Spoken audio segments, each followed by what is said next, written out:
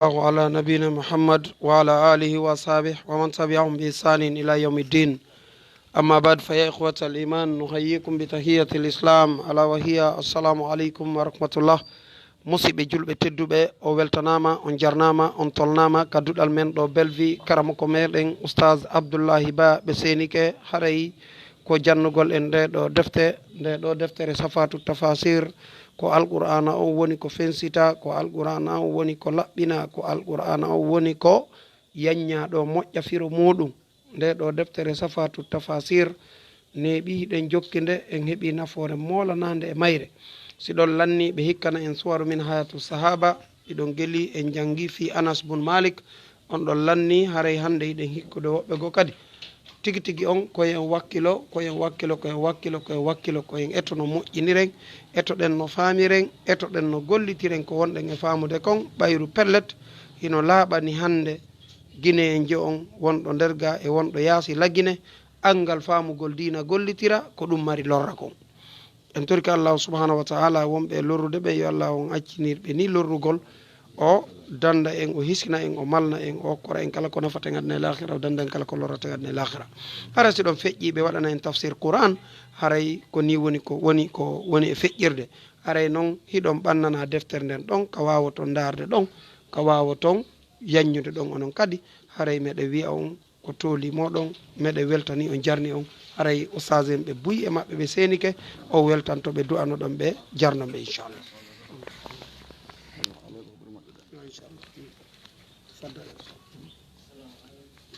أعوذ بالله من الشيطان الرجيم بسم الله الرحمن الرحيم الحمد لله رب العالمين ثم الصلاة والسلام على سيدنا محمد رسول الله صلى الله عليه وعلى آله وصحبه الكرام من تبعهم بإحسان إلى يوم الدين.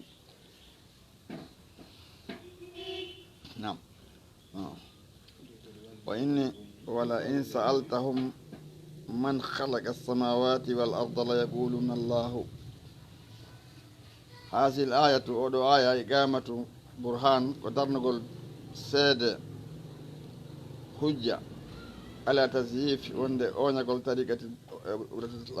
عبادة الأوثان بالرواية بس نوجد بيتشنمكم. ولئن سألتهم والله سألتك يا محمد يعني يا رسول الله هؤلاء المشركين سألني بيشركوا أمن خلق السماوات والأرض eko hombo won taguɗo kammuli ɗin e leyɗe ɗe la yaquluna allahu pelle ɓe enne ko allah o haaliquhuma ko kankon taguɗo ɗiɗo ɗe li wuduhi dalil saabu laaɓugol feeñugol dalil on ko tindini kon ala tafarrudihi e weddorgol mo kanko ka allah subhanahu wa ta'ala ala tafarrudihi ta'ala e hertorgol mo weddora mo kanko bajjo seniɗo on bi khalqiyati bi khaliqihi wonno gagon bi khaliqiyati ton kadi ko tiyaw awe taggol ɗiɗo ɗen o kafida hay e goto ala razi ɓe maki innal ilma bi wujudil ilah wonde andugol wodede allah alqadiru hattanɗo alhakim ñeño ñawre mum la nizaa fihi ɗon yeddodiraka e mum bayna jumhurul khalayiq hakkunde ɓurɓe heewde e tagu ngum ko tawhidil rububiyya masalan wa fitratul aqli wo no haqqille ɗen tagirano shahidatu no seedi bi sihhati hadha al ilm sellugol ngal ɗo an gandal andugol allah subhanahu wa ta'ala fi allah andugol fi allah ilana ko ilmu ne alam waɗɗon هذا العلم اوكي هذا العلم عالم دونك هذا العالم اوكي no say ko alam hay ko andugol finde do windere say non ko hadal ilmu ko ngal do ganal fuddanga wala dum duga hade say sargol be sihati hadal ilmi ngal do gandal ngal neddo andini non ara goddo tinina mo ngal nal makem non kullu ibn adama yuladu ala fitratin fa abawahu yuhawidanihi aw yunasiranihi aw yumajjisanihi jonno ngal ɗon gandal ne o tagira kanko neɗɗo on noon hare mo andi ɗum ka fondo makko Allah subhanahu wa ta'ala andi mana karama ko makko jannimo dum parce ko kullu wi'a kullu ibn adama yuladu ala fitratin o tagete dina ko nene makko ma bam makko ma be do kala be hotto be ittama on fitra wada be makko dum o tata be andi Allah be nawmo programme makko be forma mo ka arna yahudiyagal ma annasara yanka aslan sa okki mo ton e jannugol dum woni o to mawni ton o wata hala dina fus dum da o andi dum hori okki mo ton inna kanun ta jannumo inno langaji kono non hara na dum non to ngeru hara dina ka majirali mos ma do hara yahodimo ala mas'uli on ko Allah ni torto fi makko yamal qiyama parce que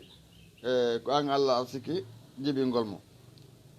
Allah mu yi are adana kono waduma sabun rewni mo e ma joni non si a hollali mo dina an ajule janga pres okkima joni ka jiblo taw jangata are kombe mon toni o ya are atoni mo ko dum sinamaki kullu ko ra'i wa kullu mas'ulun an ra'iyatihi joni non are ni take be ngure goddo gone ko be ngure ma den ha enen ɗon aynata tawno ko ɓen ɗon kadi nananema ɓawa ko ɓen ɗon ɗen fawtiɗa ɓe ko ɓen ɗum alla addanta dépense ko ɓen ɗon ɗen wonduɗa joni noon ɓeygure maɗa nen taw ko so famodire ɓen ɗon si haltaka yaasi ɓen ɗon heeɓa feere ɓeygure mum ne heeɓa kadi feere ɓeygureji ɓoyi woɓɓe ɗon fof ronko e feere ɓeygure muɗum nen taw saabu hen ɗum lowugol wakkilade nden aɗa etaki ɓasi tawi dépense on e junngo ma aɗa allah hokkirima laawol tigui tigui on no jokkira masalan ɗuma joni ko finance maɓɓe jangga ma ko ñameten ne woodi a tampa sa jannale ɓe aray ko an sali aray tawa sabu muɗum sa naɓiɓe ɗon ki janngude a guerdimo ha ko fof no seedi Allah no seedi malaika ɓe no seedi yimɓe no seedi joni noon fa inna man ta'ammala tabiti on taskiɗo fi ajaibi kawesaji ɗin ahwali samawati wal ard alhaaleji ɗi kammule ɗo leydi wa fi ajaibi kawesaji ahwalid nabat alhaaleji ɗi puɗi wal hayawan mumteji ɗin e ma e kala ko wuuri wal hayawan mumteji ɗin fi ajaibi badanil insan kawesa ɓandu neɗɗanke wa ma fi ko woni kañum ndu ɓandu neɗɗo min anwa'il hikam e noneji ko wiyete kon hikma alghariba mo andanɗa hono ko hawniɗo tungar ɗuɗo mo tawata nanda sa ɓalli ɗi a heddiɗi hande nagge ilange rima ɗum mutaji foppo ha heɓɓa kono heeɓi wonge malaka ko dolake konge ɓorno konko jibiri ɓuringel ko ɗum ɗon ka Allah tekkini ngil tekki hulata nangue waalay ka ndiyam hay ko ñala rima kon hande on ɗon ko Allah subhanahu wa ta'ala waɗi hotel engay ngal ɗo ɗen ka woɗɗi ɗumeno yimɓe goo ha yurmetaki ha no junita ngal tagal so junitama hay timmata e leere goto so junitama o waya saɓe haɓɓa guertoɗo gila to haka tawa no ɗarli kañum no satti nagge ko ñande rimade fay immoto wato darade est ce que bobo ko ñande jibinade immoto daro ayno serti ka kono si Allah waɗi woni ɗo ha wawoy darade o golla e golle hawniɗe ko ɗiɗa fof wata gollude serti mbadi noɗɗe tagna ko gallatali o inni min tagui neɗɗanke o min waɗɗimo ko ɓurɗo labade labede mbadi laqad halaqnal insana fi ahsan taqwimin Allah wi ko ɓuuri labede mbadi kono summa radadnahu asfala safilin sonde jaɓal gomɗi nde ka ɓutti julde to gaɗo naɓe ka lette tawno neɗɗo on okkora haqqille ko ɗiɗi appiji fof okkaka ɗen kafi doole ɗen kafi tuuyo ɗen kafi ƴiiƴan kala marɗo ɗon kono haqqille ɗe neɗɗo jogui ɗen ɗin noon ɗi mara ɗum ɗon ɗi heddiɗi ɗum noon ɓurɗe ndi heddiɗi joni noon ko ɗon taklifi an woni ko ɗum waɗi neɗɗo so tawi mara ko wiyete kon haqqille fawale fonti fakimo julde waɗɗakimo korka waɗɗakimo ndewe ɗen hunde waɗɗaki sawnala ko ɗon yowete piiji ɗin ɗum e kelli feede on kono hay wonɗa helli fata tawi haqqille tabita e ma haɗa julde waɗɗakima ko ɗon yowete ka haqqille ɗon tawti kelli fe on haɗa halas nam o wi wal masalihil ajibati naforeji hawniɗi kana ɗon nam alima o anday neɗɗo on anday so ndaari ɗiɗo piiji wiyaade annahu kanko labudda annahu ko woni labudda feere wo ala min al itiraf e qiritagol bil ilahi alqadiri allahu wawru on alhakim ñeeño arrahima yurmeteɗo on wali hada ko saabu ɗum a garra qiritino almusrikuna sirkoɓe bi wujudillahi wonde Allah no woodi e wi kaɓe qiriti ɗum qul innu أفرأيتم ما تدعون من دون الله أي قل لهم يا محمد توبيخا وتوبكيتا كفيل قلبه أي كدئ قلبه رونك أدى جاب أخبروني هم بتلم بعد باو أن تحققتون حقيقني أن خالق العالم تقولون تقول هو الله هون الله أن هذه الآلهة التي قيد rewotedi gayɗi rewete alti ɗin to abuduna ha ɗi won ɗon maccinɗinanade min dunila accon Allah ɗon holelan ko ɗi wawi wadde in aradani Allah si Allah falnama lambe durre hal hunna kasifatu durrahu akhbiruni min kumpitelam law arada Allah si Allah on falama an yusibani nde hennatami bi shiddati sabu tiɗugol aw bala bi shiddati aw bala ko ɗum windi toon sattede aw bala ma jarrabuya so Allah fallama ɗum so koyte ko sattede jarrabuya hal tastati tawno hattani hasil asnam ɗiɗo sanamuji an tadfaa ɗiɗi sakkoto ɗi duña anni gay an zalika so on ɗon bone wa durra on ɗo lorra aw aradani bi rahmatin hal hunnak mumsikatu rahmatihi ɗum fo ala ko ɗi wawi ولا كدواء أي ولو أراد الله بي نفعا سي الله فعلنا مل النفع من نعمة إما وقول النعمة ورخاء النبي هل تستطيع توسي حتى أن تمنع حتى أني جاء أن هذه الرحمة يواوي هذا يدور من الله فعلنا لهم يواوتا والجواب جابوا محذوف نمونتا سبهن لدلالة سبتين نقول الكلام يوترن على هوري مدن يعني فسيقولون دفع إنك لا ما داكتون يكون هول لندن دواوتا لا تقصف السوء دواتا هون كده بني إتا ولا تمنع دواتا كده هذا أرحم يرمند سوف لا دواوتا قل إن حسبي الله عليه يتوكل المتوكلون أي الله كافي ونينولا فلا ألتفتم يتتاكو إلى غيره كهنا الله وعليه وحده كان بجون يعتمد ونكو يونغي توغو المعتمدون ان توغو توب سلام الله هولتو بن ولا خرج فان نندو الاحتجاج كو فجي نرغو المشركين وند سركو بن في عباده ريغول ما لا يضر كونكو لورتا سي والي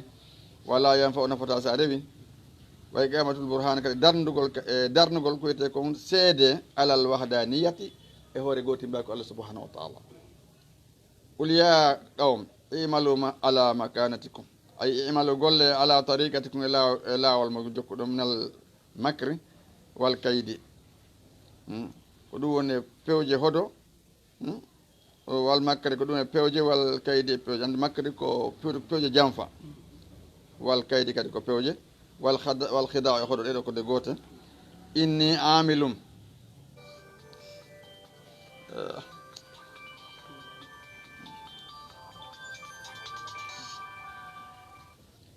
جابت الله يا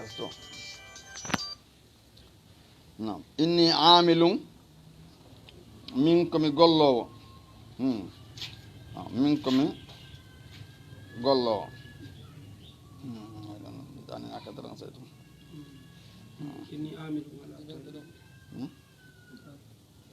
إني عامل على طريقتي من جوكي لا ولا من أقول من دعوتي من ندق إلى فادي الله وإظهار دينه في نقول دين مكان فسوف تعلمون من يأتيه عذاب يخزيه أي فسوف تعلمون أرما أن لمن سيكون العذاب كم لا أبنيتو لتدين الذي دين يزل عندنا هنا ويخزي كدي هرسنا الإنسان يوم القيامة ويحل عليه عذاب مقيم أي وينزل تبو عليه مكو عذاب لتدائم دومي لا ينقطع تجندر وهو عذاب النار ونو لتيتين يوم القيامة هل هذا العذاب يلد سيصيبني بيلان أو يصيبكم كاد هبايون ولا غرض فانون نندو التهديد كامبا takhwif e hulɓingol qala abou saoud ɓe maaki abou saoud ɓe maaki fil aya oɗen mubalaka luggingol fil waidi e kamba on wa isarun e hollugol so'ina bi anna halahu alayhi salam alhaalinaɗoma jama kisonum la tazalu serata tasdad no ɓeydo ko watan doole bi nasrillah sappolgal allah ngal ballal allah e hoore makko o tawa yiidi e semminande allah nden e hoore makko kanko rasul alayhi salatu wasalam o fi hisi ada e hertingol hoyna ayɓe makko ɓen dalilum woni ɗo tindingol kala batu wonde o fooli alayhi salatu wasalam wonde ɗo fooliɓe ɓaɗum andi o gerdama e ɗiɗuɓe noga e tati ila allah wino alayhi dasir kum fa anzir o itto e wattu hande ɓe feƴƴiniri ni so woni ha ñuyri ñiiƴen laa ɗon e solama e guere barme waɗi moƴƴa moƴƴa kamɓe tigi ɓe wakkilike an sa ñoddi juuɗe ma ine darta ko e maɗa ɓen jooɗo jooɗo arayde ayo ke ko ɗum ñande ko sabajo rande rasul sallam enen laaɗo so tawi woni goɗɗo ari ka galle am ari ka an falamalan jatde jawdi an ndi wota jaaɓu so haɓilan noon omin o an kadi haɓamo o an ka noon si tawi woni mi warimo e nder ɗon o haare ko yanɗo sahi haare kanko ko perde masala so warilan no haare min o ɓawino so warilan min aɗo maki an sawi kanko waruma ko a yanɗo sahidi wono siko mi warimo o haaray kanko juƴƴe makko ɗan ko mere ko haray juƴƴe makko ɗan ko mere haray kanko ko jaggotuɗo jonno andi kala waraɗo hoore joode mum nden ko yanɗo sahidi ka ɗum ɓe naali accio ware ok ɗamati manɗo fuɗɗa ko ɗum waɗi aray goto duwa ka ittude hoore kono noon si woni piiji ɗo wono no waɗa aray koka defan daglo hoore ma wonɗa e weɓe najama wonde manale ɓe ittu hoore kono law sallam ko ɗum maki e hadise on wonde mannala haray dey an on neɗɗo on ko a yanɗo sahidi so warima ɓawa toñete woni kono so tawi kanko ma e nder jattugol ma heeɓi feere makko ɗon mo ari fi wargol ma haray kanko haray ƴiye makko ɗan ko mere ko lette o woni yawmal ko ɗum mari toon e neɗɗo no allah no waɗi hormu e makko joni so on hormu on ti itti fofti makko fi yanugol e makko hoore tooñe hay ko ɗum jaggutuɗo on o wi nam o inni o fi nam o fi hisi adaihi woni e hoynugol ayɓe nulaaɗo ɓen dalil kala batu alayhi salatu wassalam wonde nulaaɗo fooli allah fooli nulaaɗo on hoore maɓɓe wa kadi azabahumullah woni allah on lettiɓe o ahsahum o wirtiɓe kadi o hersiniɓe yawma badirin ñande badiri hoore alaji ko ɓe jogino ko fof e ɗuɗugol maɓɓe fof kono allah subahana taala hoyni ɓe inna anzalna alayka alkitaba linnasi bilhaq ay nahanu anzalna alayka ya muhammad haha alquran ko minen tippinen maɗa o nulaɗo oɗo qur'an almujiza ronkinde nde tawta yimɓe e jinna wata adde so mayre fi bayanihi masalan e ɓangande e mayre laaɓugol mayre goɗɗo wata wadde so mayre laaɓugol asati kadi laaɓude pos jalbi fi burhanihi seedeji meɗe ɗum jalbi li jamiil halqi wonande de jangal tagore nden bil haqqi alwadi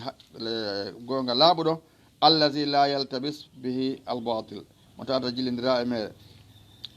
e mere fou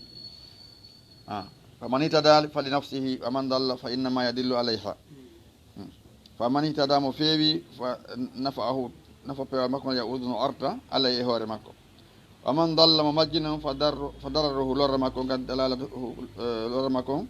la yaudu artata kadi illa alay ko nayi makko ay waman dalla fa dararuhu dalalahu la yaudu illa alayhi majjere makko ne lorra mo wondi koye makko arta kadi aljanna ma on ɗon haray koye wakkilo daroɗa soobe no darta on fi ñamugol ma ngo yeere ma tinnoɗa na goɗɗo adnema ɗum tawna no goɗɗo ñamantama juuli won kadi goɗɗo juulantama o kadalika hoorugol kadi goɗɗo hoorantama koye wakkilo hoora a waɓata mboɗi goɗɗo hooraneɗa bandumande mande meeɗa hen ɗum yankinare ne sikoye gaso wama anta alayhim bi wakil ay lasta bi muwakkalin wona acciraɗo alayhim e kippugol ɓe hatta tajbirahum ha forsaɓe alal iman e ɓeaɗa ko gomɗinata qala sawir e jew ceerno ɓe maki wa fi hada tasliyatu lahu sa sallam ne oɗo aya muññintingol nela sa sallam wal mana on laysa hudahum biyadika fewnugol ɓe na jungo ma woni hatta taghurahum ha forsaɓe wa tajbirahum doolaɓe alayhi e hoore kago aɗugol gonɗinal ngal wa innama huwa biyadina ɗum ɗon ko jungo amin woni allah ni ɗon ko jungo makko woni wa mala rasulu ilal balagul mubin an kam noon joni so ayni ɓaɓe jaɓata wajota ko joni ɓeɓe jaɓata joni jangga fama mara ɗon aray mission mo addiraɗo a waɗal ɗum soni a jannata a wajota ko an ko hoorema tun kippuɗa juulugol tun jangga aɗa nafama kan ɗuuɗa ɗaɗo maki hayrukum man anfa'akum linnas o jeeya ɓuuri moƴƴudemo hen ɗum ɓuura nafude yimɓeɓe o ɓuura nafude yimɓeɓe noon ɓurata ɓeeɗoɗe on holle on ti dina makko kanko watta sabotinata aljanna ko yowiti islam nde goɗɗo no jonne ma e marchandise ma jawdi yeeya est ce que noon ndin jawdi ndi yeyta est ce que noon ndin ɗon ɗen wona saabu hara murtali ɓa ko ɓuuri kon hewde ko so tawi heeɓi jawle mbewa adda piiji har muɗi hannde kadi wawa moƴƴina esiji ko tawata allah yiɗa yarlake yeeya ɗo moƴƴina nonne man na piiji ɗin joni noon so tawi woni noon ko fi no famira masalan ɗinɗama on joni faamuɗa no salli gorte illa fuɗɗuɗa salligaɗa san sali salligima ɓa pelle on ɗon ɗen hoore on noon wattata ɗum noon ko ɗum yaatta e moɗo ka no gasa so mbuuɗi jonan ɗo on seeɗno ɗin hoore illan ni no wonno puisque no fanɗi mbuuɗi jonnaɗi premier ɗin kadi wonta ha neɓa ɗon ka lannude kono on ko yowiti ka diina ila sellinɗa fatiha heeɓi ɗo ɗen asan salingol ɗo julde maɗa ne ko ɓeytugol hoore ɗon ne wonta goɗɗum ngo kono ɗum no asan sata e ko nande mum falluma zarra ko noon yaari alhaaliji ɗin ko ɗum no serti kañum ko yewiti kon e dina kon yewiti kon kadi e ɗiɗo jawdi ko ɗum silo allah yeyti law sallam inno joomi yamirimo inno joomi ɓeydanan hen ɗum gandal allah andano fi laamu o andano fi jawdi kono en nano yettotoro jooma ɓeydana jawdi ma laamu kono pour rabbi zidni ilman tawno important ne muɗum jakkata tembe noon ilmal islam donc andi ɗo ko wonɗen hiwtorde piiji ɓurɗi ɗo ɗen ko na janngoɓe islam fof no gollirde ɗi kono est ce que ɗi ala nafude fewn ɗo moƴƴini ɗi joni no so tawi no wondi ɓen ɗon faami islam sikka ene ɓen eɓɓodirta e baraji haɗa ɓen faami islam ɓe golliri ɓe moƴƴiɓe ɗi piiji ɗon haɗe huftoroje hannde enen ɓe fota e baraji donc gandal ngal la budda aɗa e ngal ɗon yeeso ko ɗum waɗi haray pay koye andine lawlawlo ka jande si tutike ke ɓanndu ñande on tigi ronki finade darsu mum o haare ɓerde makko nen no ñuttini no so tawi waktu heewi kadi a wowti julgo a juulali haare ɗa waɗa haɓɓiɗo ha tanki totta waktu toon ko noon waari si a wonande o wowtuɗo mo wowta noon sikke ko tindi mo wowta par ce que buyno faala naata islamu ɓenna ko juuli ko ngome tani ɓe fi go salli go toujours juula no satti andi wowta law ndaare silmuɓe kadi ɓe silmuɓe kadi ko sakkitoro gata towi duuɓi wata koyɗe wata ñobbade tawa gaɗi formanoki law ɗaata o wata ñobbade wata turade no hanniri noon joni noon so tawi koye dina kan heɓaɗa hay nawyuɗa a yiye boɓɓen toon haara ɓe wawi soɓe waɗi ruku haare no feewi sananoore ɓe sabi ko lawɓe propari sina ɗum so tawi woni a towi duuɓi so wawɗa hay wawde wadde ay ruku kono haare ɓawma ngo no ƴommini dow ga ka joɗoɓe kadi koyɗe maɗen kadi a yaaɓa hen wondaɓe a wata ñobbude koyɗe maɗe moƴƴa ɓa haare gaɗino ko tawi ko naɗo maki ɗon so yamino kadi duuɓi jeɗɗi kaɓe wi donc ko noon watta ɗum haaɗi ɗaata hara mettata ɗum annade refa kaza ko ɗon foti fay ɓen kadi ka tarbiya ka ekkutugol ɓe piiji ɗin ko law ekkitde wowta okkugol suusa ñamede wowta gollugol ara joni won haali aden paare sejo somere mo gollata tinno law ɗum ko law kadi ka tarbiya ɗum ekkitete toon ɗum waɗi no woni fayɓe goɓe suusa wolli konngol janɗe jani ko waɗi ɗum no ɓe nanata ba maɓɓe no wola ɗin konngol jani nen maɓɓe no wola konngol jani anda yennugol kañum few joni noon woɓɓe goo noon toon kadi payi koye goo kadi ko ɗinanta ɓe fijede ɓa joni mawɓe yeehi gollugol woɓɓe kono ɓanta ko nen maɓɓe no wola ka suudu ko ɗimɓe fijirta kala ɓaɓe ande ko won ɗum ko ɗum sen de cuuɗi islamu ɗin ko islamu toon gollude ko tawata kona gollude serde boyi na gotum par ce que nokkele ko sa hewti payi koye foy payi koye dogay woni nokku sa hewti payi koye fof koye aray koye tawe koye huroma koye salmina no sefte ka ɓe ɗuytede ɓe songude ɓe ɗuyta foto ɓe ara ɓe hiwroma no woodi buy kasay ɗo wa innama huwa biyadina Allah wi o fewnugo yimɓe ko jungo makko kanko ala woni fa in shi'ina simen ɗen faala nun on ko nun kanko tedini jaati makko hundu rabbani hadaynahum min fewnaɓe wa in shi'ina simen faala abgaynahum min hednaɓe ala ma hum alayhi ko ɓe woni mum ko mina dalalle majjere ala lanitoɗo Allah subhanahu wa ta'ala la yusalu ma yaf'al wa huwa yasalu ma yaf'alun aw ma taf'alun Allahu Allah landata ko hen ɗum huuwi ko hen ɗum huwani ɗum kono yimɓe lande ko hen ɗum ɓe huuwi ko hen ɗum ɓe huwani ɗum ɗo koni huwirte ga nani Allah on yutawaffal anfusa hina mawtiha ay yaqbiduha Allah tamay wonki jiɗin yani ko jam'u nafsun al anfus andude ko ɗo inna nafs ahdatul anfusul as-suha wonki jiɗinno tawni ko wiyete ko ndereero ɗo noon ko ɗin woni kadi o Allah yatawaffal anfusa Allah no tama wonki jiɗin ay yaqbiduha min al abdani mode ka ɓalli inda fina e ajaliya sanga nde lajal majji on timmi wa hiya al wafatul kubra ko ɗum woni mawide jande nden wallati lam tamutu fi manamiha ay wa tuwaffal anfusa mo tama kadi o hunna masalan wonki jiɗin kadi allati lam tamut ɗima yaal taw fi manamiha ka ɗoygol majji o tama ɗi wa hiya al wafat o sohra ko mayde taw tan ko ɗoygol ene ɗoygol ko miñiraw mayde ɗum ɗon noon ɗin ɗon ɗen o akkita ɗi ɓa hara e hoddira e majji mayde ɗiya noon oron kadi akkitude ɗin ɗon kaari maayi fa gasa fof ko junngo makko walata ko ƴoƴuɗa o ko ƴoƴuɗa ɗanoto ɗan ko ɗugete ko ɗoygol ko jiya ɗum hunde ɓurde hulɓinade yimɓe no anno ko hulɓini kon ɗe ɗanagol ɓe wata hara ɓe wawno ɓe ina ɓe ɗanota ko hakke ko hulɓini ayi en ɗoygol no hulɓini hen par ce que anda sa e moto ko feƴƴata toon andata ko ɗum woni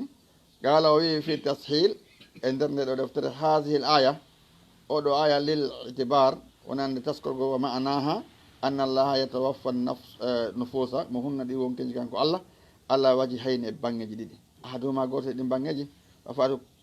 kamila ko mayde timmude haqiqiya haqiqiyankore wa hiya al mawt ko ɗum mayde nden haqiqare nde wal akhar on nde tamande wafatu nawm ko tamande ɗoygol li anna naima sabu ɗon ɗani ɗon kal mayit wono mayiɗo wono mayiɗo ɓa e salligi fuutimo andata kala ko feƴƴata ɗum andata ɗum fen ɗum wonki fus ala famude areke ala ɗo fi kawnihi la yubsir kono woni wat o yiyata wala yasma o nanata ko ɗani ɗon wa minhu qawluhu ta'ala donc Allah subhanahu wa huwa alladhi yatawaffakum bil layli ay mon tama wonki wonan ɗanagol jemma o fil aya atfuno ɗo ɗen e bakkugol wat takdir e hoddirgol wa tawaffal anfusa mo tama wonkiji allati ɗin lam tamut ɗima yaal fi manamiha ka ɗoygol majji wa qala ibnu kathirin ɓe maki akhbara ta'ala Allah to ɗum humpiti bi annahu almutasarrif kanko Allah woni fewo jomum fil wujudi e nde ɗo tagore kama yasha'u no falira wa annahu yatawaffa al anfusa mo tama wonkinji ɗin Allah fat al kubra wonande mayde jande nden bima yursil sabu ko akkita min al wonkinji min al abdani mode ka ɓalli Allah fatu sukhra indal manam won mayde togo serna sanga wonti ɗani ɗon hawre ɗon ɓe sen dani joni tamande ɗen ɗiɗi ka nde tamande ko jande nde tamande ko ware lajal woni timade ko no ɗanora ko ɗum ko dolnoɗa waɗanoto ko joƴiɗa waɗanoto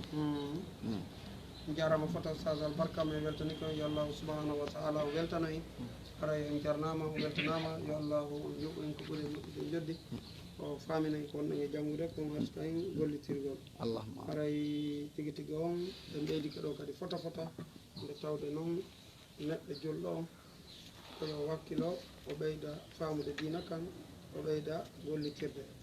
aray ko ɗum ɗo woni nafoore ɗan ɗo gurdam aray mi weltanama on jarnama fota yo Allah subhanahu wa ta'ala molno en o hisina ka hande koya fuɗɗoto lanni yanci Anas bin Malik nam Anas bin Malik lanni waray ko nam نعم عندك بيدا ولا فقدان بسم الله الرحمن الرحيم الحمد لله رب العالمين ثم الصلاة والسلام على أشرف الأنبياء والمرسلين سيدنا محمد عبد الله صلى الله عليه وعلى آله وصحبه الكرام ومن تبعهم بإحسان إلى يوم الدين. ودفتر من فرمهات الصحابة والنجانغود en gayni fi sahabajo goto no wi Anas bin Malik al-Ansari hanki Allah hara en faami darsuji ɗin non fere ko faamu ko heddi ɗin o inni Sa'id ibn Amir al-Jumahiyu hande ko fiyoɗo sahabankejo wonɗen e janngude Sa'id ibn Amir al-Jumahi o inni Sa'id ibn Amir rajulun ko gorko istara al-akhirata bid-dunya o soodiri adde makko fi hendagol moƴƴere nden ko Allah kala hara wa asara Allah o ɓurni Allah o suɓi Allah wa rasulahu lal makko ala siwa kuma e dow koyenaɓe ɗo ɗiɗo donc andi no jeeya hadis ko Anas bin Malik tigi filli immode non sallam Allah maki piiji tati mo heeɓi ɗin ɗon hara o heeɓi ko wiyete kon halawatal iman dakame iman belandir iman an yakuna Allahu wa rasuluhu ahabba ilayhi mimma siwahuma ala non ɗum non ɗin mum ɗum an yuhibbal mar'a wala yuhibbuhu illa lillah o yiɗa neɗɗo nde tawata aran ɗum premier on hara ko Allah e naɗo ɓuranimo kala ko woni kon o suɓo ɓeɗo di kala ko woni masalan ko ɓeɗo faala ko hara ko ɗum o watta musidɗo ko fudar ki inni men wowa ɗum ɗo inna tigi tigi o wawata wonde guere ɗon ha hayso ko lutti goto pertement hay lutta goto waɗe ko ɓeyɗo wi kon Allah nal wi kon ɗum metti fi ka ɗin mum ɗum yiɗa neɗɗo harana mar jawdi makko mara piye men ko ɓa ɗum andi ko aɗen Allah ni ko dillo haqqan yiɗidama saabu ɗum harana intérêt marra e makko tan mum ɗum an yakraha an yauda ilal kufri بعد أن أنقذه الله من الكفر كما يكره أن يقذف في النار أو كما قال تمون دوم أنتي أنيرا ndi arta e kefere ngo ɓawa ndi Allah dande mo kefere yagal wano onti hulita ɗon haɓɓede bugue e yite ɗiɗo piiji tati womo heeɓi ɗi hara o heeɓi ko wiyete kon dakamme iman belandiru iman ko ɗum ɓeya famuno Abdullah ibn Huzayfatu Sahami ɗon andi lette ko ɓe naɓi kon ɓe gerda ko feɓe murto kadi maɓɓe kono ɓe sali surtout ka ayo aman saba ho ɓen kala inanduɓe ɓen saba fof maɓe kono ɓe jaɓal murtude fes fi jawdi ma fi laamu hay ɗum ɓe propose an hamɓe kono ɓe jaɓal heɓo hen ɗum ɓe heeɓi ko wiyete kon halawatal iman Allah ko en ko wiyete kon halawatal iman oɗo kadi ne yiyeɗo e makko Incha'Allah programme ji makko ɗi fof tawa fof si etta mo feƴƴiɗen on ɗo fof ko gotum ko makine ɗo yewtere kal mu'arrikhuna ko ɓe windine ɗo yewtere ɓawa ɗo ko Sa'id ibn Amir rajulu istara al-akhirata bid-dunya wa asara Allah wa rasulahu ala siwahuma al-mu'arrikhuna kamɓe windi oɗo windoɓe tarikhaɓe kana al-fata laati sagata on iteɗo Sa'id ibn Amir al-Jumahiyu wahidan ko goto minal alafi guluji al-mu'allafati muɓiniraɗe hawtita allazina ɓen haraju yaltunoɓe ila min tagati tan'imi nde saare oɗo nokku wiyete min tagi tam en ɗum ko fi zahiri makka ta ɗum ko feeñi e makka toon mo woɗindiraka makka ɗum masalan koye nder makka on o bi da'wati saabu noddande hombo min zu'ama e Qurayshin kohoɓe Quraysiyankoɓe musrikiɓe Quraysiyan ko nodduno ko li yashhadu fiyoɓe tawe ɓe seedo masra a warede Khubayb ibn Adiyin andi oɗo ɗen ko koɗoɓe nangirnomo hari ko nawɗo e minnoɓe andi jogaɓe wonno hoore yahonoɓe ɓen ko Asim bun Sabit tawi noon oɗo ko goɗɗo e ɓen a jaa ko hoɗo ɓe huɓitiɓe ɓe nangi ɓe oɗo ɗon tawa e nangganoɓe oya ɓe wari o heddi ɓen hari o heddi ɓen par ce que ɓenno tawa waɓe huɓitiɓe ɓenne ɓe jippo joni wattaɓe fof Asim bun Sabit inni kanko jaɓata hoolay kefero musrik o jaɓata aadi o sali fes ɓe guerdi ha ɓe wari on ɓeɗo ɓe ɗiɗo ɓe nangi ɓe o ɓeni ko ɓe tato ɓe nanguno kono ɓaɓe tawi ɓe hoodiɓe ɓe haɓɓi ɓe ɓaaɓe jippike ka fello toon ɓe haɓɓi ɓeeɗo ɓe gerte ɓe yaɓe tawi ɓe wawatano ɓe wari ɓen ɗum ɓeeɗo ɓe yaadema on sayi joni noon oɗo sahabajo no tawano sa o naata al islam ko sabu haɓɓede oɗo ɗen ko guerako ko ɗum waɗi ha o naati islam nam o inni ko ahadi ashabi muhammadin oɗo inteɗo Khubayb ibn Adiyin ko gooto e wondiɓe muhammadin sallallah sallam bada an zafiru bihi ɓawde ɓe gañike ɓe foolima godaran kono ko hoore hodo ɓe nangirnomo wa kadi makkanahu gonɗi newinanimo sababuhu newinani hombo newinani Saïd ibn Amir Jumahi sababu paykuyagal makko keccuyagal makko sagatalagal makko almawfur timmugal wa futuwatu hu wagguɗugal makko almutadaffiqat duñodirowo doole min an yusahima nnasa fi ndi o ɓiƴodirta ɓeɗo yimɓe bilmanakibi balawal e balawal hatta haza ha o feppodiri suyuha berraje Quraysiyankoɓe on tuman sabunala ko ɓiƴo kono ɓa mari force ɓe guerɗo gueɗe ha hikkoydiri ɓen no ɗuuɗa min amtali abi Sufyan yeruɓe abou Sufyan ibn Harbin wa Safwan ibn Umayyata wa hayrihima koye naɓe ɗo min man yatasaddaruna almawkiba ɓe wonɓe yeeso setewol ngol tawata ko ɓe wonno premier maw kamɓe on ɗon sire on ka wonno hewta joni noon o gueɗe ha feppodire ɓeɗo fi hen ɗum yi'ugol koɓe watta kon o aɗa on say kanko de ko gandu hade on say gonɗi nawle wa kadi attahalahu gonɗi o newnanama zalika ɗum an yarande o wiyata asira Qurayshin dahaɗo Quraysiyankoɓe masala moɓe dahi on mo kabbala no haɓɓira hen ɗum ɓe goyudi tongi mum haɓɓira ɓoggi wa kuffuna e nisa'i tawi newe sonnaɓen wa sibyane faye ɓen wa subbane sagata ɓen tadfa'uhu no duñamo ila sahatil mawti ka teren ka waɗeteɗo dafu an hasi duña fof no duñamo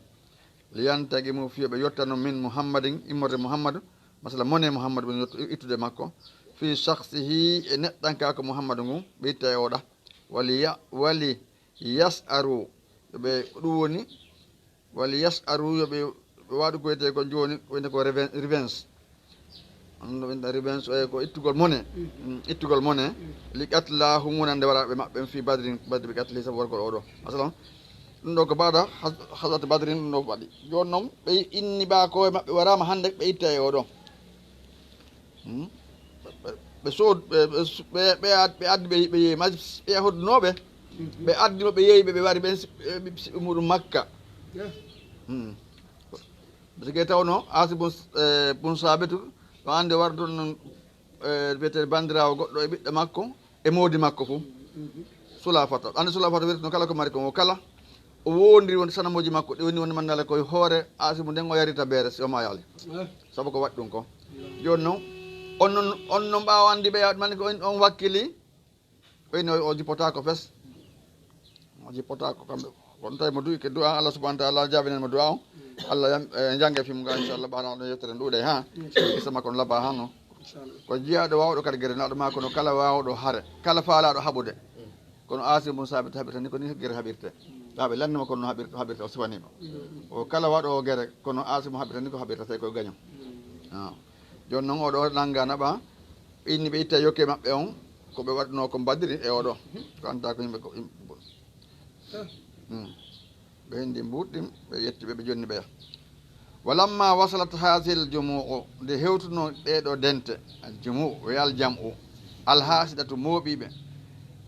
ɓe ardi bi asiriha dahaɗo maɓɓe on ilal makanil mo addi donc préparaɗo heɓila on liqatlihi fi wargol mo waqafal fata dari sakata on Saïd ibn Amir Jumahiyu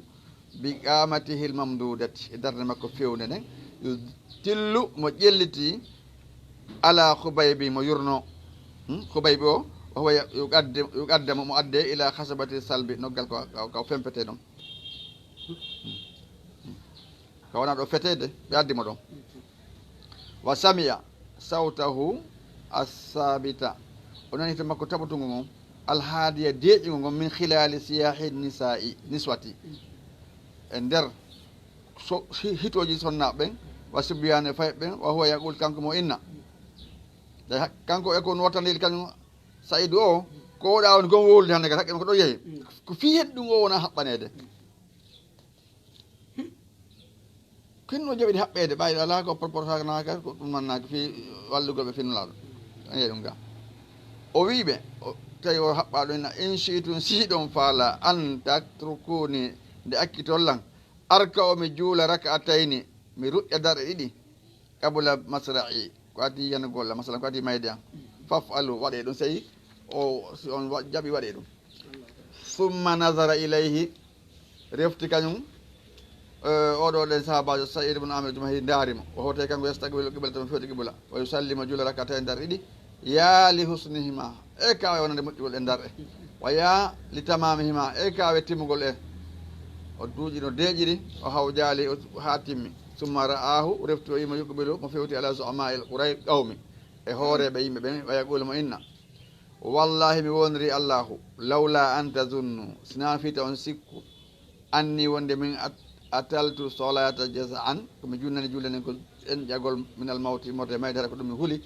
lastaksartu min as-solati hebbinore no juulugol kono sikkay ko mayde mi huuli min mi huula mayde summa sahida qawmahu bi aynayi ra'asihi o refti faynan o seedori yimɓe ɓen yimɓe makko ɓen kanko saïd ibn amir jumahi o gite makko ɗen hom kamɓe yumassiluna hiɓe taƴita bi hubaybi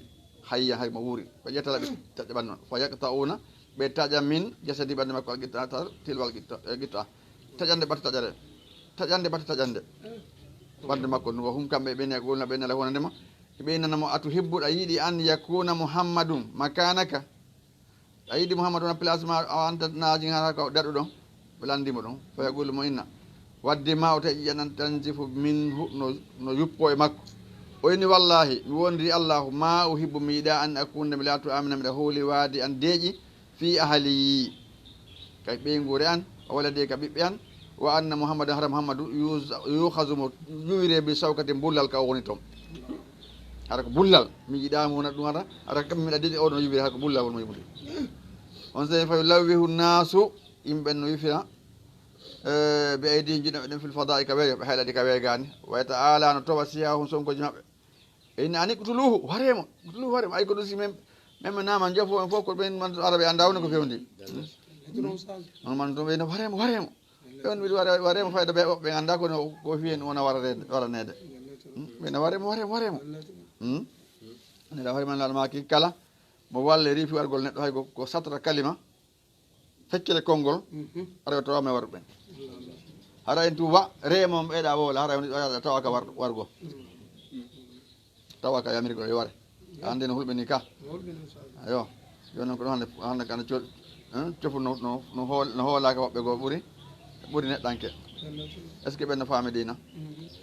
aw suma refti abousara yii saïd ibnu amir hubayban kanko toujours ko fi hubayba darde kanko saïd ibnu amir o yarfa o basarahu ɓantigita makko ila sama ka kammu dow min fawqi hasabatin a salbino leggal ka o haɓɓa ɗon o ɓantigita on o yaqulu mo inna allahumma ya ngalla ahsihim kontuɓe adadan e limore waqtulhum waraɓe badadan re'a fi maɓɓe wala tuhadirta accu min maɓɓe ahadan hay e goto summa lafada refti yalti an fasahu al akhira fofango makko sakkotoro ngo wa bihitayne makko ma lam yastati ko hattana ahadum hay goto sa'ahu kontugol lima min darabatin e soppanɗe a suufi kafaji ko soppira watta anatin e yuwanɗe a rimahi labboji ko tofira loyinje seebuɗe ɗum limataw ke ɓandu makko noon ɗum fof ko ɓe hin ɗum ko fi kalimatu la ilaha illallah ɗum ittalaɓe ka dina joni noon haali limano mo banto woto itta tanni ceerno akdana alhamdulillahi rabbil alamin halawatal iman andi sa heeɓi halawatal iman haray wonki ma ken yiiɗa ki e seerude haray ki foygitanima fi mayogol fi allah subahana taala mayangol allah yo allah artu ko ñembugol ɓeɗo sahabaɓe yo allah yoɓɓe ko ɓuuri moƴƴuɗe jeddi yo allah mallu en hissina wallahi nde weltani kon fotaw sage tigui tigui o bindi ɗin no windi kono ko wonɗon e yañude kon kadi no ɓurti men nafude moƴƴa addu tum ko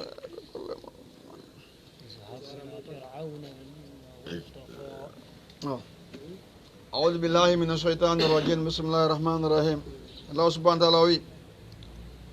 اذهبوا إلى فرعون إنه طغى فقل هل لك إلى أن تزكى الله نودي النبي موسى يوكو فرعون دعوة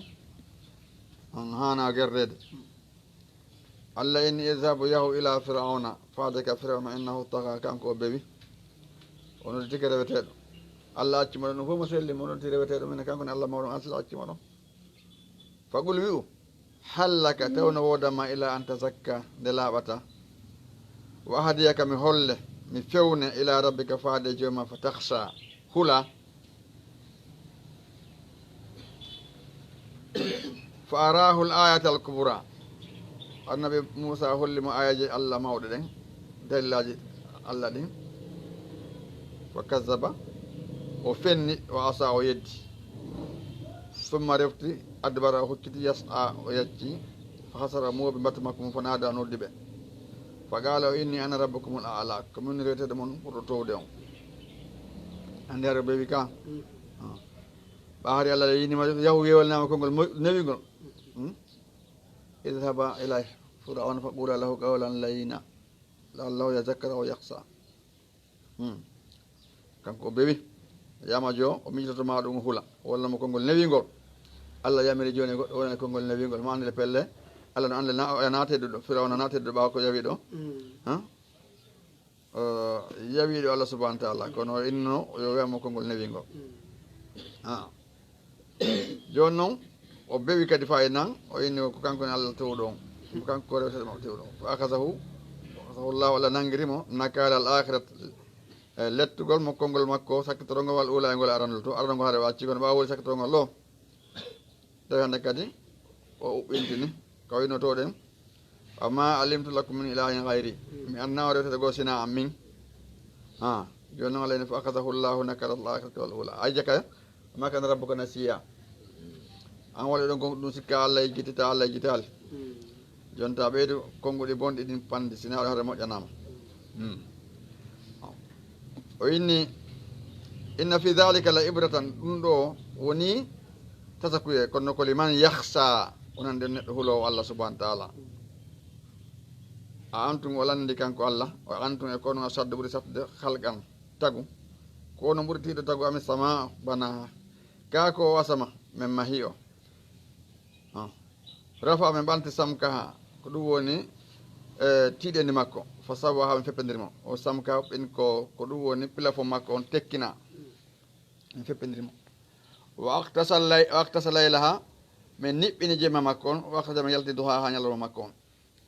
walla ara leydi mbada zalika ɓawa ɗum da ha ndi fonta ko ɗum waɗi ɓenni kamɓe gomi ada tagede leydi taga joni ɓawa ko ɗum walla arda bada zalika da ha ɓawa ɗum o wefti ɓawa ɗum o wefti leydi ndin fonti ndi amaɗa hownaka ɓe nene ko leydi ka leydi allah daɗi tagui kammo ngo kono allah o yafalu ma yasha ɓe wiyno ɗum almo annituna en ɓe bonɓe needi wasuɓe needi ɓe jaɓata gonga akhraja o yaltini min ha e leydi ndin ma aha ndi e mayri oma mar aha e aynirɗe majji ko mumunteji ñamato e kare mo toon fof mo yaltini noon tuma wal jibala pelle ɓasa fof wonno bowal e muɗum ari ala kare mum wal jibala pelle ɗen arsa ha o tuti ɗe fi hen no antamida ɓe kum seni tande ilude moɗon o feŋi mata allah kum ɗum ɗo ko dakke min toto wonande o wali an ami ko nemiraɗi mon ɗum waɗi ɗe waɗi saltide aynirɗe kare mon e ko nayi ɗin kadi ka wiyete to ka wuroji fa ida jaati tamatul kubra si fiyake mawɗo on ari fiyake dargal ngal andi ko fiyake jeyaɗe fiyake ɓurɗo hulɓinade noon fiyake dargal ngal ari nden ñande yewma tazakkarul insanu ñande anditata neɗɗanke on ma sa'a ko golluno ko wa burzatil jahim jahim on feññana liman yara on neɗɗo yowge fa amma man taha amma siko neɗɗo bewnoɗo on wa asara al hayata dunia o ɓurni gurnan adna ɗan e dow moƴƴere nden ka allah kala hara on noon de sikki ala fa enal jahima jahima o hiyal ma awa ko ɗo woni ñiɓirde makko hore siki ko toon o gollanno ko toon o yanganino jonno mo wuri ɗo ɗen ha maayi andali Allah faali ken ɗum Allah yamiri qur'an on haaji makko ala e qur'an mo anle finde maari ka leydi ɗo a andi hare oɗo ɗo wiyetake mo anani hoore makko kañum ko andi o ko ñaama yara tum par ce que no woodi ɓen yimɓe ɗon andi saɗa ka ko ɗum waɗi no jeeya e nema ko Allah ɓuuri moƴƴade neɗɗanke on taggol moɗo neɗɗo waɗa ilto waɗa kadi diina islam tawa ko diina islam o ɗo woni joni noon tawaɗa an neɗɗo ko diina islam wonata e yimɓe million ji ɓe anda diina ma milliard ji ɓe anda diina Allah suɓima ɗum wattima e diina ara ko yettande Allah subahana taala yettoɗa mofal ndi nema islam on ko nema jeeyawɗe ɓurɗo marude nemaji ɗin tawti noon kadi annabajo ma oɗo ɓuuri annabaɓe ɓen fof ɗum so Allah wi en kuntum khayra ummatin ukhrijat linnas ta'muruna bil ma'rufi wa tanhawna 'anil munkari wa tu'minuna billah koñi tati ɓurɗo ɓe heddiɓe koñi tati ɓurɗo moƴƴude taga yaltinede ɗo henere adda ka adna ɗo ɗen sabu hen ɗum de yamira ko moƴƴuɗen haɗa ko boni hiɗen gomɗini Allah subhanahu wa ta'ala e kam ɗum ɗo la budda neɗɗo on haray on ti wona muzakkir andintinowo aɗana e deƴƴe toon nam o wi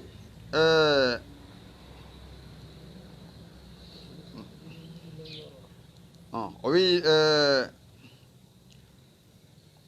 fa innal jahima hiya al ma'wa o inni asal hayata dunya ɓurde gurnan adna ɗan e dow moƴƴatnanke Allah kala hara fa innal jahima hiya al ma'wa ko ɗo woni yiɗire makko o amma man khafa amma si ko on hulɗo Allah salam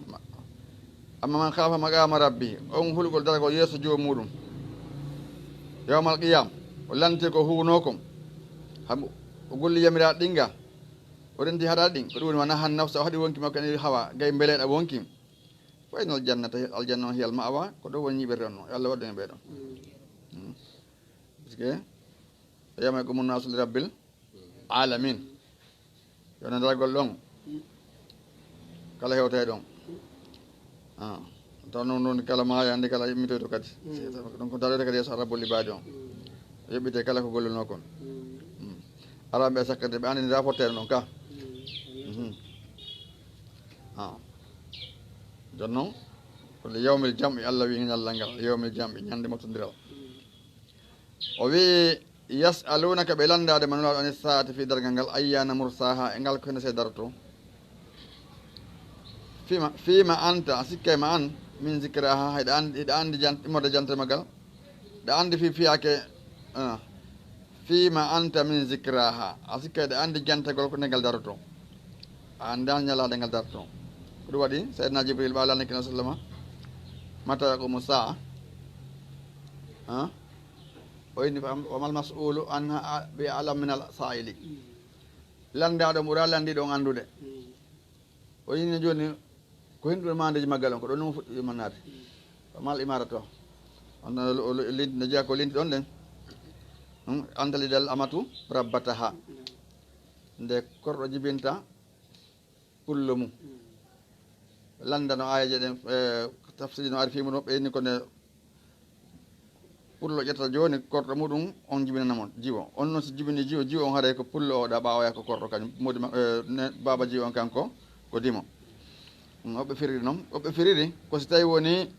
ko akhiru jamanu ko ɓiɓɓe rewɓe ko ɓen ɗon en kumandi ñeniraɓe ɓen ko ɓen ɗon andi ko huwete kon kala ko nen on hooli ɓe considéra ko kamɓe so ɓe hooli ko noon ɗum woni kañum haade ɓe woni koɗum konti pullo makko ɗum woni ko goɗɗum ɗum antaral uratal hufata riya a sat yetatawaluna filbunu yani aynoɓe dammi holnoɓe mara paɗe ko watto al hufata winte hufata seppoɓe mara haɗa paɗe ko watto urato mara conci e koyete kon timmuɗi ɓimɓe ɓuruji masala ndeyataɓe no folonde mahugol kuɓeje joni ka yenon kacci ayɗo nokkele ɓuy joni ko ɗum woni a sat dak jokkunoɓe daabeji jokkunoɓe dammi ɗen andi aynoɓe en koyemɓe ka andiraɓe nayi e dammi ɗin ɗen andi cuuɗinaɓe ɗen kadi kon to woni ka joni fayde nokkele ɓuy ɗon andi hella kammeɗen ga ɗo ko ɓe ɗum ɓuuri madde cuuɗi o ɗum ko mande e dargal noon on andi ɓaale sakkitorde hadis ko seydna Umar ibn Khattabi ko ɓen noon no filli fi nan ñande ɓe jibril on tumanɗe ɓa noon tumanna o hooti andi ka fuɗɗonta to premier taw ko andi on hadise ko jiyaɗo e tugalal mawlanangal ka islam ka gawayde islam on hadise ko hadise defte ɓi noon fuɗɗori on oy noon jonnon ɓawoni on manike na ɗo landi seydna Umar maki ɗa andi ko boni o henni ko Allah enaɗo ma kon andi o henni ko haja Jibril atakum rewi allemikum dinakum ɗolle hari ko landi e jaga goɗɗon lando holli jaka hare makko kanko holla o anda ko fi andigol ɓe anda ɓen par ce que ko waso henni o waɗi on jandugol on dina moɗon kam joni ko ɓawoyni fala bisna maliyan en juuti man wonɗo dumude on tuman ɓawo yeehi hade so ɗum hande hade so ɓaƴƴin tum fi mum ɗon donc ko mande yiɗi o wolno ɗon kono o inaala ko hende sa ko hitande hendegal darato donc andi woodi winni ɓe ɗo ɗen fende mon ɗon ko hen ɗum l'an 2000 ka ari ko ɗum ɓe ɓuri porto ɓe wirno l'an 2000 haare mon ɗo ara hande kadi ala joni no woni yawtiri duuɓi jelu on seeɗa ɓe anda ko wirni par ce que kala hay ponji ko ɓe waɗno kon ɓennina ko hasaba nangal ɗon haare lanni joni no yawde joni est ce que ɓe wawi kadi wadde estimation ko ha honɗo joni happaka joni noon ko tigga ko johaygal aɗa goto wona pere singal arde kono noon mandeji ɗi noon ɓe yettike mandeji ɗi nde mandeji boyi yaltiti aɗa ko ɗum waɗi sa jangi hade seɗa yeyani mandeji boyi yaltiti o wi fima anta min zicraha ila rabbika muntahaha a anda jantagol ko hende sengal arata faade ka jooma muntahaha woni haɗirde gandal maggal innama anta andu an munziru ko a wajoto man yahsaha omono man yahsaha omono hulangal ɗo ka annahum asika kamɓe yawma yarawna ha ñande ɓe yoyta ngal lam yalbaso sike ɓe ñiɓano ka aduna illa ashiyatan aw duhaha ma mbere kiiki ɗew ma ɓe wallu hawni akhdana alhamdulillahi rabbil alamin jarama fataw barka jazakumullahu khairan ara en weltanama jarnama e Allah subhanahu wa ta'ala malno e wisin e yo moƴƴina en fiyama inchallah